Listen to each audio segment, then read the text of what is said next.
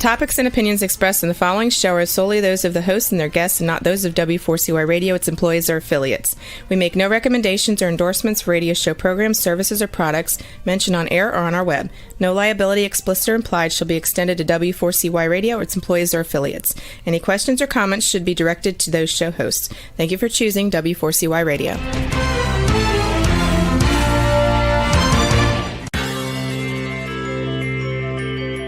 Who is January Jones? She is not a young, beautiful, talented actress on Mad Men.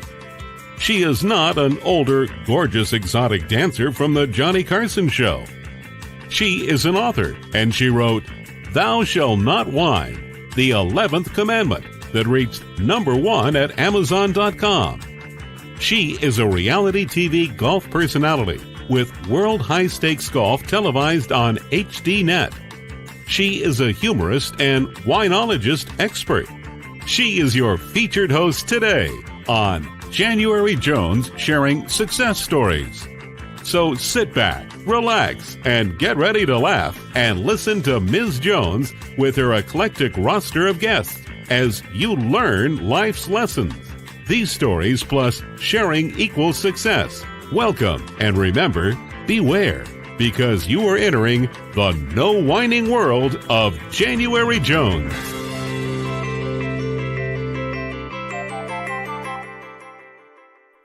Hello, everyone. I hope you're having a wonderful day. I'd like to welcome you to my podcast. I'm January Jones, and I'm now promoting myself as the Glitter Granny. And this glitter hat today is silver. It's a different hat I'm wearing because today I'm wearing my grandmother hat. The podcast will be a little different format today and a different genre. We're calling it a conversation, 18 to 80, Mia to Mor Mor. As to the term Mor Mor, that is a Norwegian term for mother's mother. And in Norwegian families, that's what grandma is called, Mor Mor. And that, of course, means she's the most important person in the family. Today, my 18-year-old high school senior granddaughter will be one asking all the questions, and I will hopefully be the one with the answers. That being said, let me introduce you to my granddaughter, Mia Jan. She is a senior at Oak Park High School in Agoura, California. She is a ballet dancer and a dance team member, and she is getting ready to go to college. She is one of my 7 grandchildren, and she is the oldest twin. She's 1 minute older than her brother. Today, Mia will be the young, beautiful one with all of the questions, and then Mor Mor will hopefully be the wonderful, wise one with some of the answers. Now, let me welcome Mia. And Mia, say hello to our fans. Yeah, here she is. Hi, everyone. I'm Mia. I'm obviously Mor Mor's granddaughter, and I'm excited to be here. Oh, I'm thrilled to have you. And tell us a little bit about how this interview assignment came about before we start. Well, I'm a senior in high school, and I'm in my English honors class. And in that class, we have an assignment. And our whole unit that we're learning about is from the feminist perspective. And my assignment was to interview a woman over 60 that has been in the 20th century. And yeah, of course I chose you. Yeah, I certainly qualify. Mia's 18 and I'm going to be 80 this year. So we have a 62-year difference in our ages and our experiences. Totally. Start, Mia. What's your first question for me today? All right. Well, my first question is, how has the presence of women in your life during childhood influenced the way you express your femininity? Oh, yeah. I was very lucky. I had 2 incredible grandmothers. We called them grandma. We didn't call them Mor Mor then. One was my father's mother. She was a very gentle, kind, tender woman. She was the sweetest person in my life. And my other grandma was my mother's mother, and she was a rough, tough gal. She was very independent. She was quite successful. And interestingly, both of my role models were divorced women. And in that time, that was definitely unheard of. So they were actually quite feminist before their time. They didn't have men in their life. And guess what? I don't think they needed them. Wow, that's amazing. I mean, do you think that their differing personalities helped you become the person that you are today? Oh, yeah, yeah, for sure. My one grandma was the soft, gentle one, and one of my favorite memories was I was a child. I lived with both my grandmothers. They lived with us until I was 12 at different times. So I literally had contact with a grandmother every day of my life until I turned 12. And one was the gentle, kind one, and one was the just strong, defiant one. And both of them, it was a nice balance to see both of them in action. I was really lucky. Totally. Having women like that in your life, it would be an amazing thing. And luckily for me, I have women like that in my life, like you and my mom, Yeah. and I'm just really lucky. My next question for you is, overall, what was your happiest memory during your childhood? I have a lot of happy memories, but when I look back at and read this question, I could remember as a small little girl, my gentle grandma lived up above us. And in the afternoons, I would go up to her and we'd get on her bed and we'd eat Oreo cookies and get ready for our nap together.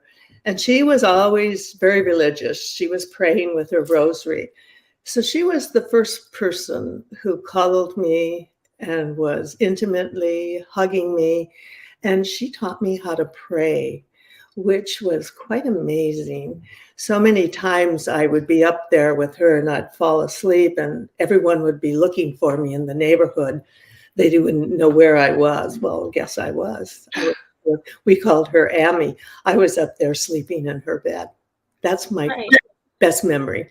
Aw, I bet that brought you so much comfort in your life. Whenever you needed help, you always had that woman in your life to just support you and be there for you. And that's amazing that you learned more about religion.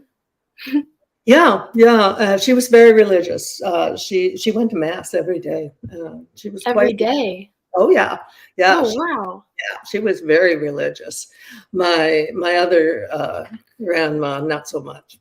Not so much. So that was more like a polar opposites type of thing? Pretty much, yeah. I mean, hey, it's everyone's unique and yeah, Yeah, yeah. It was a wonderful. They both were wonderful. great. I have to say they were tremendous influence on me. Definitely. Awesome. Hmm. All right. For my next question, I wanted to ask you, can you explain your experience in school as a woman? And did you ever feel held back by society's expectations? Okay, that's two questions. Um, school Yeah. for me was the best thing to ever happen in my life. My parents, as you know, were quite dysfunctional. So from my earliest age, school is my escape. I couldn't wait to go to school. I loved school. I loved the nuns. I adored them. They were all sweet, quiet, gentle. School was my escape hatch. And I didn't feel oppressed by society. Also, I went to an all-girl Catholic high school, and I had such dear, dear friends that I still cherish today. And I know you have so many close friends too. Friends are very important. And having that Catholic all-girl education gave me a lot of confidence. And it gave all of us confidence because we were in a school where boys didn't exist. Right. So Totally. yeah, so we were the student council, we were the class president, we were doing all the things that ordinarily at that time boys would have been doing. So all of the girls who came out of that experience, they were very confident and sure of themselves. And when I look back, and I have such friendships with so many of them now through Facebook, they're all doing really well. And we all look back on that as a wonderful time in our lives. Wow, I never thought about it from that perspective. I mean, that must have been really empowering for you to have all these amazing friendships and women around you that could support you in such a way. And the nuns, too. I bet they acted some sort of like mother figures, right? Oh, yeah. And they taught us a lot. It was so interesting. There were 160 girls in my class, and the nuns were brilliant recruiters because 1/3 of the girls in my class, when we graduated at 18, 1/3 of them went into the convent. Oh, 18. wow. Yeah, talk about recruiters. That's a lot. Yeah, and of course now a lot of them left through the years, and some of them though are still very active as sisters, still Right. serving God and serving their community. Yeah, it was Wow. wonderful. The more you know, the more you know. Great. All right. My next question is, I already know that you grew up in Michigan. Was there any reason why you felt the need to move out or leave or explore different areas in the U.S. or outside? Well, as you know, my family was dysfunctional. And I was 18. I went to college for 2 years, and then I was ready to escape. I was ready to go on my own. I was ready to spread my wings. And I was very fortunate. I applied to several airlines and I was accepted. And I chose to go with Eastern Airlines. So I was 19, almost 20, and off I went to Miami, Florida, where we had our training school for 8 weeks. And I started this career there again. I had tremendous girlfriends, and I'm still in touch with them. We had quite an experience. We were just turning 20, and off we were sent to New York City. Yeah. And I'm 18, so like imagining myself doing that at 19 in 1 year is like incredible. crazy. I mean, like that must have been such a crazy like new experience for you to do that. And it was a real status thing, because then when we were growing up, you had 3 choices. You were either going to get married, Right. Become a nun, teacher, or become a nurse. So I really broke the mold when I went off and became a stewardess. We were called stewardesses then.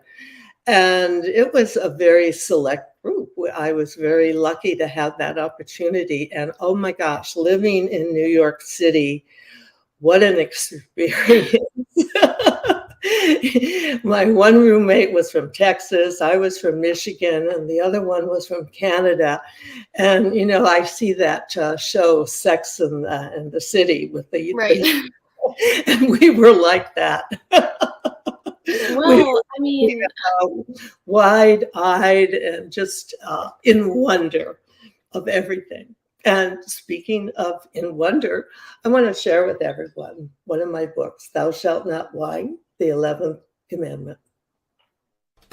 Lately, there's a whining epidemic in our world. People are even whining about whining. Are you sick and tired of listening to everyone whining all the time? So was January Jones, the author of Thou Shalt Not Whine, the 11th Commandment, that reached #1 at Amazon.com. Ms. Jones based her book on a survey of the top 10 things that people whine about at all ages and all stages of life. January is a success coach that can tell you how to help others.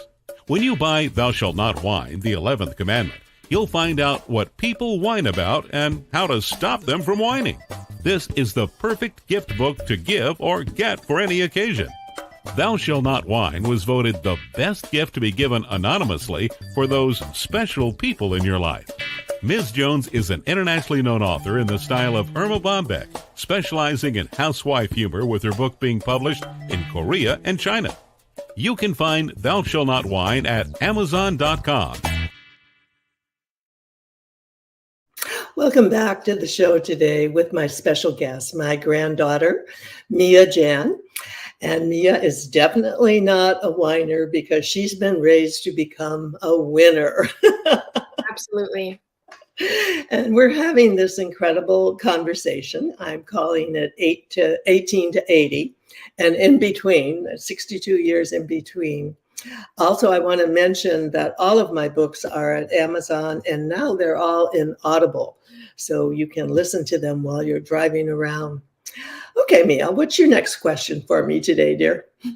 All right. Well, my next question is, were there any job opportunities or goals you had after college, and were you able to achieve these goals? Well, after college, as I told you earlier, I went off to have my adventure flying as a stewardess. In those days, you couldn't get married and become a stewardess. So then when I met your grandpa, Dave, I had to quit flying and we were married. And as you know, sadly, I became a widow at 25. Your grandpa was a test pilot for the Navy during Vietnam, and he died flying a helicopter. So there, my future was laid out for me. I was a widow. I was 25 years old. I had two babies. One was 3 years old, and the other one, your mom, she was actually only 6 weeks old when Dave was killed. So my big goal at that point, quite frankly, was to survive. Luckily, I was well provided for. I didn't have to go out and get a job. And then soon after, I met Baba, your grandpa. And of course, everything became much easier for me at that point in life. And of course, as you know, we've been married 52 years and happily married. I recommend it highly. That's such an amazing story. I mean, I've definitely heard it from other people and from you before, and I just hearing that story makes me so happy for you, Mor Mor. So. Oh, yeah, I feel very blessed. You know, it was a very tragic time, but I recovered and went on to have such a fabulous life and fabulous children and grandchildren. But interestingly enough, I always worked outside of the home. I always had jobs. One time, two of my girlfriends and I, we created a consignment store just so we would have something to do many years ago. And we had a restaurant. And as you know, we owned a tennis club that I managed for 18 years. I enjoyed. I liked working. I had an example, my own mother, she worked. We were women who liked to work, and we were very good at it. And finding something you like to do is very important in life. I agree. And when you opened the tennis club, it was like a domino effect. I mean, my mom played tennis, and now I play tennis, and I just think that's amazing. Yeah, and now your mom is working at a tennis club, and and she's become such a tremendous player, and she enjoys that. So I think it's kind of in our DNA. We were kind of raised to be people pleasers and serving other people and being friendly. Having that smile and welcoming people into the tennis club was one of the greatest joys of my life. We did it for 18 years, and I was the manager. And so it was 24, well, it was 7 day a week. Seemed like it was 24 hours. And I loved every minute of it. And the people in the club, they became like our extended family. And of course, we're so close to so many of them. And through the years, I recall when people would pass, we would go to their service. And somehow they had always mentioned their connection to the Thousand Oaks Racquet Club and their community of friends there. And that was a nice feeling to hear how important our club became to them during their lives. It definitely made an impact in the community, and you really got to know so many people. So you also got so much joy out of that. So yeah. Yeah, it was a wonderful opportunity, and I'm thrilled that your mom is doing the same sort of thing and enjoying it as much as I did. Yep. Okay. My next question I have for you are clothes are obviously important to your style and identity. Um, I mean, yeah. Look at Over me. time, has your perspective on what you wear changed? Okay, clothes have always been very important to me, and I'll tell you how it began when I was just a wee little thing, not even maybe 4 or 5 years old. I used to watch my mother's mother, my Mor Mor, so to speak. Right. She was very successful and very clothes conscious. And she always had the finest things.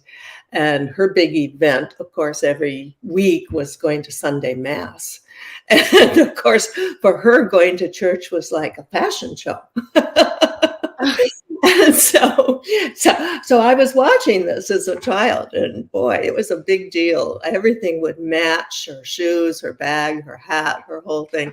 She was very cute. Her favorite color was pink, and she always tried to wear pink or that kind of hue. It was so interesting that even in her home, she had all pink furniture.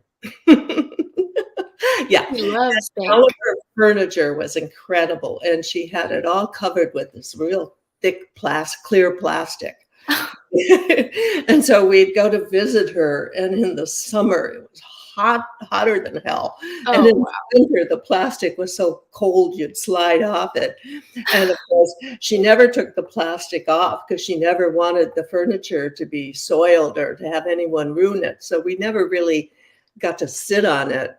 And then I was 18 when she passed, and it was interesting. At her funeral, they had a pink coffin with a pink interior, all pink satin, and she was all dressed in pink, and all the flowers at We're her pink. funeral were pink. I mean, I could guess that. Yeah, yeah. So my perspective on clothes has never changed from watching her. Then and now, I love clothes. I love hats. I love jewelry. I especially, as you know, love shoes. And I still like dressing up and going out. So I think that's part of our DNA, dear. Oh, totally. Clothing just helps you express yourself, and knowing that about your grandma, it sounds like she was living in like a Barbie dream house or something. Like, wow. Yeah, all the walls were pink. The furniture was pink. Yeah, she was pre-Barbie. That's where you get your amazing style from. I was like, Yeah, who would be that influence in your life? And now that I know, I'm like, that yeah. makes sense. Totally. And she was such an influence for me. I was, of her grandchildren, I was the only girl. Oh, And so that was pretty important position in that family. When my mom went to the hospital to have me, she had looked at her mother and she said, "Mama, I'm going to bring you back a girl." And my grandma stood there and shook her head and she said, "Our family is not that lucky." Well, I showed up. you're the lucky one. Yeah, and all the little boy cousins, they all had to, just because I was a girl, I was special. And grandma, I had a very high status from the day I was born, which, of course, contributed to my self-confidence and self-esteem. Amazing. I love that. Yeah, and interesting, in that time, boys were preferred. Families were always so excited about to have a son, a Mhm. namesake. Boys were very considered the best way to go. And then I showed up, and I was an exception to the rule. And I was lucky. I was very lucky. I did not know any of that. Like all this information that I'm getting. It's just great. Oh, good. Well, I'm glad we're having this chance to visit. And also, this is a chance for me to tell our listeners about my Kennedy books. Do you realize that this year will be 60 years since the assassination of John Kennedy? And people are still asking, who killed Kennedy? Let me ask you a question. Are you still wondering who killed Kennedy? Over 50 years later, the assassination is still a mystery. It is unfinished business for our country. Now, get ready for a theory that you've never heard before, but will make more sense than any other conspiracy theory that you've ever heard in the past. January Jones speaks the unspeakable in her book, Jackie, Ari, and Jack, The Tragic Love Triangle, connecting Jackie and Aristotle Onassis romantically prior to JFK's assassination. Did you know that Ari was Jackie's guest in the White House during the JFK funeral? He was the only non-family member who was invited by Jackie to stay there during the funeral. Aristotle Onassis was one of the wealthiest men in the world, with the means, the motive, and the money to order an assassination that was the perfect crime of the last century. Ari needed class, and Jackie needed cash. They were perfect for each other. Now, what is Camelot? It is but another tragic love triangle. Jackie, Ari, and Jack is available at JanuaryJones.com, Amazon.com, and audiobooks.com, read by Ms. Jones.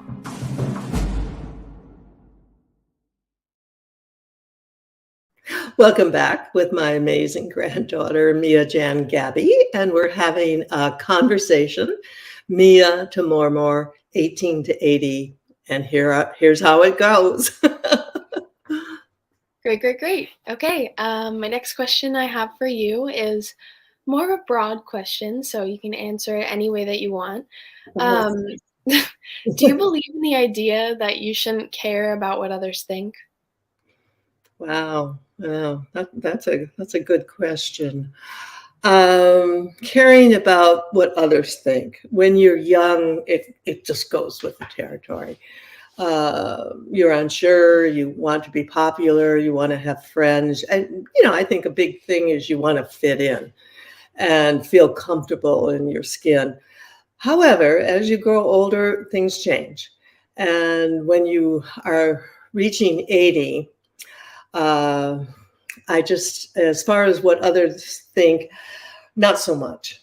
Right now, all I really care about what the people I love, what they think, and my closest friends, the people who are honest with you. Those are the ones you want their opinion about things. But as for other people, after you've been around 80 years, not so much. Wow. I mean, from the perspective of an 18-year-old, it's like sometimes you feel so much pressure to conform and what you said, fit in. So I just, knowing that you have that ability to just let it go and not care as much is just helpful for me, because I do feel a lot of pressure sometimes. So yeah. Oh, absolutely. And this takes time. This isn't something that happens overnight. I think it's as you gradually go through different stages of life, as I talk about wearing different hats, I was started off as a child, a grandchild, a friend. Then I became a young mother and grandmother.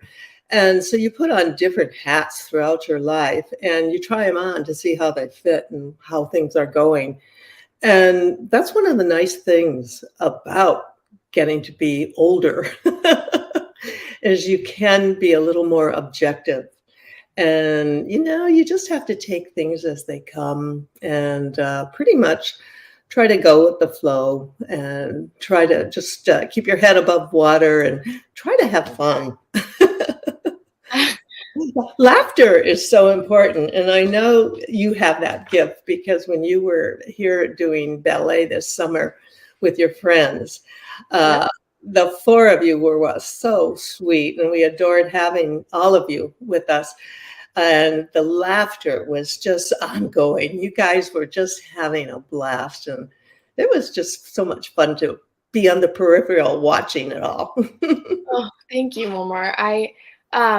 My friends that I have right now, I mean, I could not care less about what they think because I'm so close with them and I trust them so much. So having those people in your life, it just has helped me a lot, be more myself.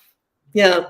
And it's so important to have these friends. And they can be women friends and men friends. You don't have to just limit it to one sex. And we always, when I was younger, my girlfriends and I, when we were married, we'd always joke with each other that if one of us went out and had a bad day and just happened to kill our husband, the others would, the others would help us come over and bury the body and hide all the clues. So those are the kind of friends that you can cherish forever. The ones that would do anything for you. And, yeah, you can. Those are the ones you call at 3 a.m. and they've got your back. Yep. Yeah. Yep. Okay. My next question is, I know that you've lived through many historic moments for women, such as Sally Ride becoming the first American woman in space, big moment, and the FDA approving the first commercially produced birth control pill. Was there any specific moment like this that struck you as a woman? Oh, definitely, definitely. For me and my friends, the pill. The pill was a game changer. It came about just as I was starting my family. For a woman, it gave us control of our body for the first time in history. We were able to control our desire to have a family, when, how, where, and how. This was something that had never happened before in history. It gave women of my generation just an amazing approach to life. We had more freedom to make decisions and more choices. It was a big thing, and which is why I'm terribly sad to see that people are trying to eliminate this opportunity for the people to have birth control, the pill. The pill was revolutionary beyond words. For you, it must have been a total like freeing thing to have in your life, because like I've always known that I would be able to have that. I mean, I live in California, and I just there was no moment in time where I had to really worry about that yet. But for you, I just bet that changed so much for you, you know? Yeah, and I didn't even realize as it was happening, because there it was, and we had it, and we kind of just took this assumption that that was a part of our life. But now when I look back at what my mother and her generation went through, and people who had unwanted pregnancies where they couldn't, for health reasons or financial reasons, raise that many children. And of course, I was raised, in the Catholic Church, where they didn't have birth control. It was considered a sin. And of course, my father's mother had 6 children, one after another, year after year after year. And you can imagine what that does to a woman physically and mentally. Yeah. So much. It would be so much. I mean, 6 children, that's just one example of like what women were going through before the pill. And yeah, knowing that you know so much about that, it's great to know that information, you know? Yeah, and so many things have changed for women, and I was lucky to be right at the forefront of when it all happened, and I could look backwards at what I knew of my family history, and then look forward, and I look forward to what your generation will be going through, and I know it's going to be a challenge because people are questioning this whole thing and trying to change it and go backwards. I hope that doesn't happen. I'm 100% on the same page with you, Mor Mor. I think that we can never go back. We always have to keep going forward, and completely agree with you. Yeah. Yeah. Good. All right. My next question that I have for you is, have you ever felt empowered to speak up on a women's rights issue? Well, not outwardly. I feel that the life I've lived is a statement for women's rights. I think I'm a good example of someone who has been pro-women and active by example. I would say that's been my platform. I've tried to live a good life and to try to set a good example for people. I mean, yeah, I'm just lucky to have you, Mor Mor, because not all grandmas are like this, and I just think that you being so supportive in my life and being the person that you are and the life that you've lived, I've just hit like the grandma jackpot, if you know what I mean. Um, so I don't know. I'm just very lucky. Yeah. Well, I think, sweetie, it's a mutual feeling here. Aw, thank you. And of course, I never say I have a favorite grandchild, but just today for this show, you can fit the bill pretty well. Just on January Jones sharing success stories, Yeah, obviously, today. absolutely wonderful. And speaking of priceless personalities, which Mia certainly is today, I'd like to share with you two of my books. They are priceless personalities who have all been guests on this show. Have you ever met someone who was unforgettable? Someone who has touched your heart and soul? People who have faced difficult problems? People who have struggled to find solutions? People who fearlessly shared their stories? People who have not only informed you, but inspired you? People who have priceless personalities. I have been fortunate to host an internet radio talk show called January Jones Sharing Success Stories, and it has been my privilege to interview hundreds of guests. My guests have shared their stories, their struggles, their secrets, and their successes in their own words. In this book, we're talking about people dealing with problems such as incest, molestation, runaway kids, child abuse, drug abuse, polygamy, unemployment, scandal, and starting over. Then there are my guests dealing with difficult physical struggles such as blindness, cancer, and birth defects that are beyond traumatic. My guests have all been exciting, eclectic, and energizing. They have amazed, amused, and even astonished me. I have adored getting to meet them, and I adore sharing them with you. Attention all listeners. Priceless Personalities, Success Stories Shared by January Jones, Volume 2 is now available at Amazon.com in paperback and Kindle editions. You'll be able to meet 10 amazing people who will be sharing their own personal stories with all their struggles, successes, and solutions, sprinkled with lots of humor and hope. Priceless Personalities features a teenager who becomes one of the famous Supremes from Motown, a nurse who as a humorist helps people to heal, an inspiring laughter yoga instructor, a mother dealing with the loss of a child, an incredible motivational speaker, a woman who married 5 times, a gifted paranormal nurse, a wise economist, a funny female humorist, along with an older man sharing his sweet childhood in the Deep South. January's guests are all amazing and amusing. You will never forget meeting them. Go to Amazon.com for your own priceless experience. Welcome back with one of my favorite priceless personalities, my granddaughter.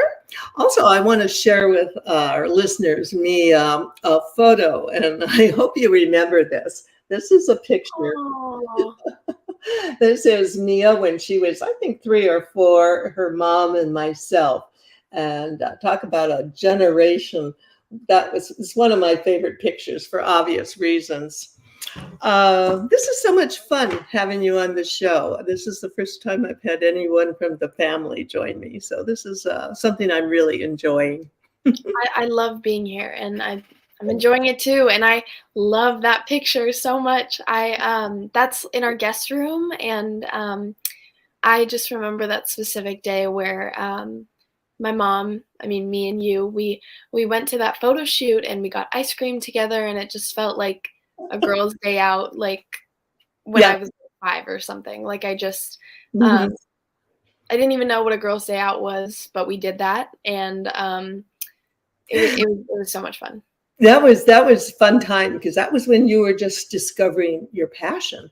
I remember taking you to some one of your first ballet classes, and you were just a itty bitty thing. And my gosh, you got there and you walked in and you had the posture and the attention, and you sat as straight as you could with your little arms folded and just listening to every word. And, I thought, wow, this is kind of exceptional. all this interest and attention.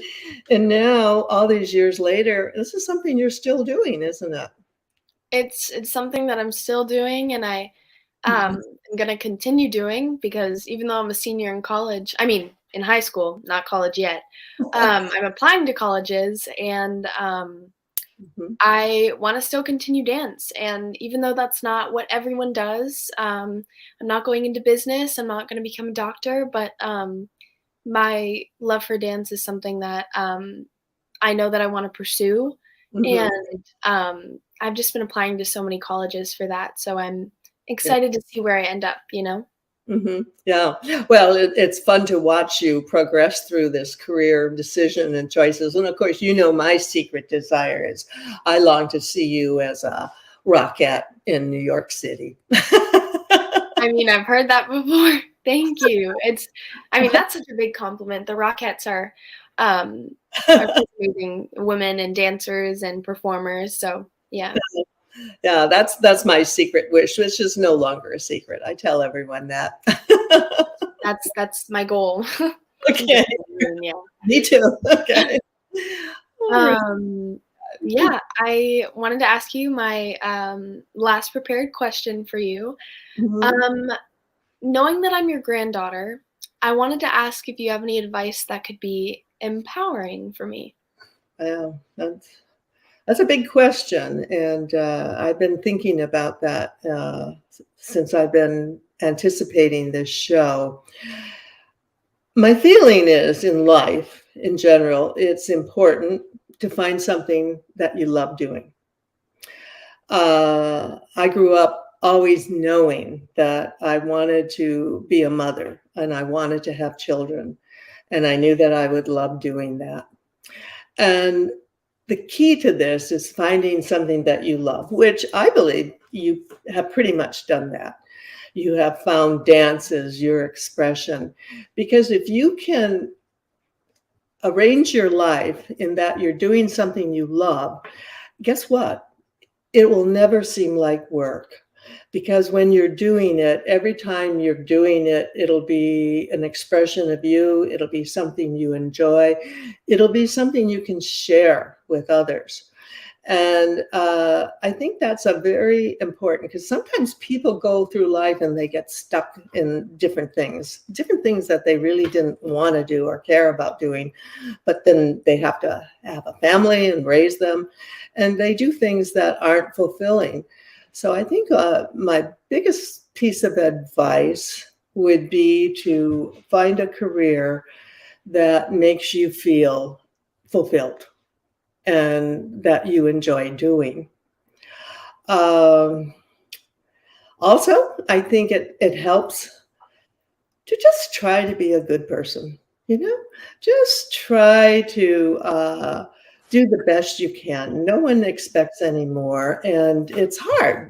Sometimes I know going through school and trying to make decisions about your career, and senior year is a very challenging year for everyone, no matter when it happens. So I think and you've got a good supply of dear friends, so that helps you get through those things. As you know, my other thought is it's always important to smile. And I was when I came home from the hospital, they said I was smiling, and I think that's been a key to my happiness. I smile, and when you're smiling at people, guess what? They smile right back, and it's back and forth. It's a chain reaction, and having a good sense of yourself and smile at others is important. And of course, I have to talk about whining. Totally. I wrote a book about it. And my other advice is please, please do not be a whiner. There's nothing worse than people who are negative and go through life whining. It's just such a downer for you, for everyone. So even on your worst days, it's important to smile and definitely not to become a whiner. It sounds, life could be so simple if people would just live by that, to smile and stop whining and then start smiling. And it's amazing, I think, how simple your life could be. And then as far as advice, my other mantra, and I've spoken about this many times, I feel that if you think it, you can do it. It's that simple. It's just a matter of envisioning things, putting things out in the universe that you would like to see happen. And then guess what? It's your job to make those things happen. It's a small piece of advice, but believe me, it's a big one. If you think it, you can do it. That speaks volumes, Mor Mor. I think that all the advice that you just said is all connected, and being a good person is totally important. And that also relates to your book. I mean, thou shalt not whine. It's all about your book. And I just think that since I'm 18 and I haven't gone through every stage of my life, I think that knowing that I've found what I've loved, which is dance, I can carry that with me. And just thank you for that advice. It really means a lot to me to be here and talk to you about this, I'm happy to do it. And this has been a joy having you on the podcast and getting to share you with my listeners. Now, before I close out every show, I always ask my guests one question. So I actually have a question for you, dear. If you could have dinner with anyone, living or dead, besides me, who would you choose to dine with? Wow, big question. I mean, I think I would probably have dinner with Paul McCartney. Wow. My dad, he has always loved the Beatles, and he collects records.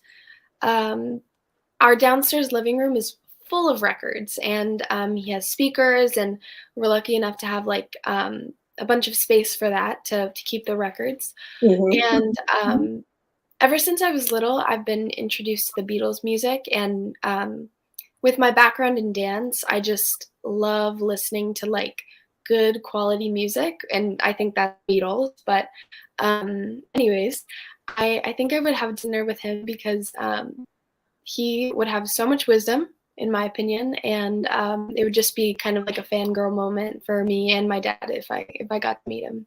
Wow. Yeah. Well, I know if you were to have that happen, I would certainly want to be a fly on the wall. Right. And it's interesting, generationally speaking, you're the youngest guest I've ever had, and you're the first one who has named Paul McCartney as the first desired secret dinner guest. So I'm glad that you were able to share that with us. And for my dear listeners, I hope you've enjoyed our time together with Mia Jan. We've tried to be informative and inspiring. My upcoming guests will all be eclectic, exciting, and energizing, just like Mia. Tune in next Tuesday live at 2 p.m. Now for my 80-year-old thought for the day. If I've learned anything in my 80 years on Earth, I've learned that it's okay to lie about your age and, of course, your weight. So there you go. Great. Signing off from the Glitter Granny and her granddaughter. Thank you for entering the No Wine Zone with us today and share our stories with others. And remember my mantra, stop whining and then start smiling. And if that doesn't work, then you can just start eating chocolate. Lots and lots of chocolate. Thank you, Mia Jan, and to my listeners, take care and stay safe until we meet again. All right. Love you, Mor Mor. Bye. Love you, sweetie. We want to thank you for listening to January Jones Sharing Success Stories. Always remember Ms. Jones' personal mantra, if you can think it, you can do it. That's what all of our guests have done with their lives, and so can you. You are the ultimate success coach in your own life. All you need to do will be to start sharing your own story with your family and friends. We hope that our guest stories will encourage you to explore an equation in your future that will combine your creativity plus connecting with others will enable you to be successful too. Always remember, your passion plus your purpose will equal prosperity as you explore the wonderful world of January Jones.